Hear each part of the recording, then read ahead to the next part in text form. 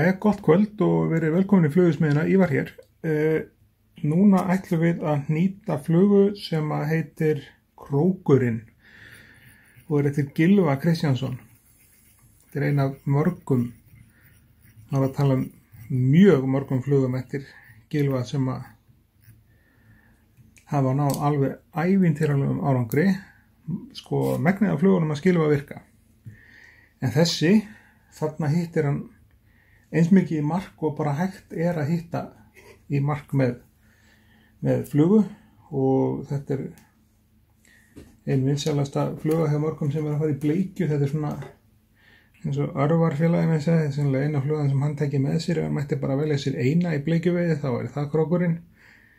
Og eins mikill aðdáandi að Jóni Sigurðssyni vinum mínum heitnum og mörgum öðrum, þá veist ég verði bara að vera sammálunum Örvari með þetta.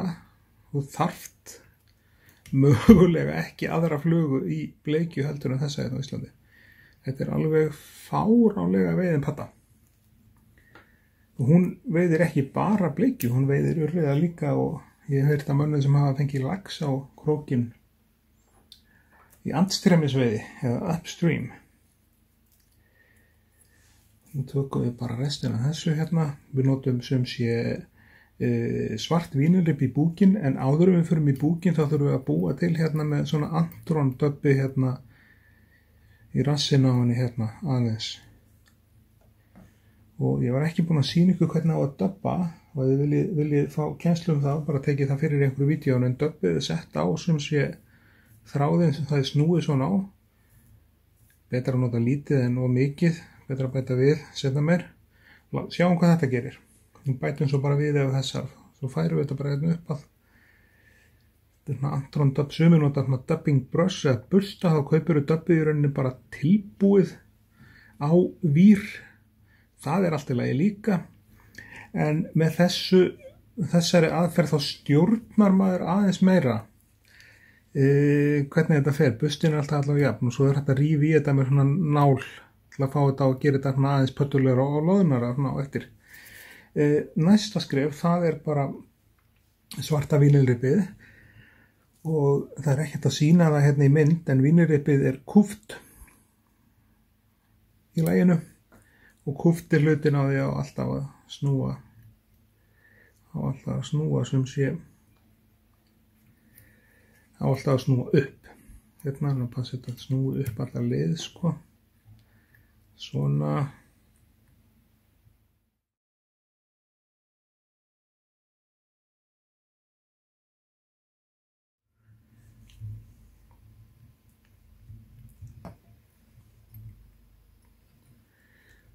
Svona, þá þetta orðið fast og það ekkert að því að toga aðeins í vínilrippið. Svo kemur hausinn bara fyrir aftan kúlu. Þá nota gullkúli, ég ætla að samkvæmt uppskrift og við notum bara svona cirka gullkúli í þetta sem ég á hérna næstu hendina. Og þá þetta bara komið, þetta tekur ekki langan tíma, þessi geggjaða fluga.